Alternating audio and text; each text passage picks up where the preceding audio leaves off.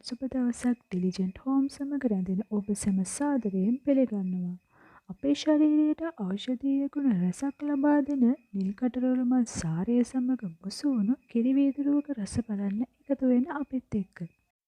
ඒ සඳහා අවශ්‍ය වෙනවා තනි පෙත්තේ කටරොළු මල් නම් 10ක් 15ක් පමණ, පොකුරු කටරොළු මල් නම් 6-7ක් පමණ, එලකිරි කෝප්ප 1ක්, අඟලක පමණ කුරුඳු කැබලි 2ක්, ඉනසාල් ඇට 2ක්, කරාඹු නැටි 2ක් සමග සීනි තේ හැන්දක්.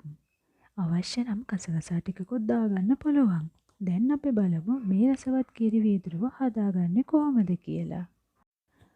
මුලින්ම මේ කිරියකට කුරුඳු පොතු, කරාඹු නැටි, එනසාල් ටික දාලා සාමාන්‍ය ප්‍රමාණයේ ගින්දරක විනාඩි කිහිපයක් බුබුලු නගිනකන් හැඳි ගාමින් රත් කරගන්න. ඊට පස්සේ ලිපෙන් ඉවත් කරලා කිරියකට සීනි ටික මිශ්‍ර කරගන්න. ඊට පස්සේ කොළ පාට කොටස ඉවත් කරගත්ත නිල් කටරොළු මල් ටිකත් මේ කිරියකට දාලා මල්වල පාට කිරියකට එකතු වෙනකන් විනාඩි 5ක් 10ක් වගේ වහලා තියාගන්න ඕනේ.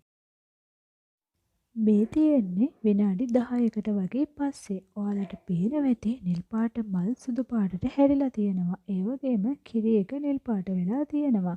ඉතින් මේ වෙලාවේදී මේ කිරි එක Tamanට අවශ්‍ය වීදුරුවකට හරි කෝප් එකට හරි පෙරා ගන්න පුළුවන්. මේ කිරි ටික මද උණුසුමින් හරිම රසයි. ඒවත් නැත්තම් ශීතකරණයේ සිසිල් කරලා බොන්නත් පුළුවන්. අවශ්‍ය නම් කසකසා ටිකක් එකතු කරගන්නත් පුළුවන්. හැබැයි ඒක අත්‍යවශ්‍යම නැහැ.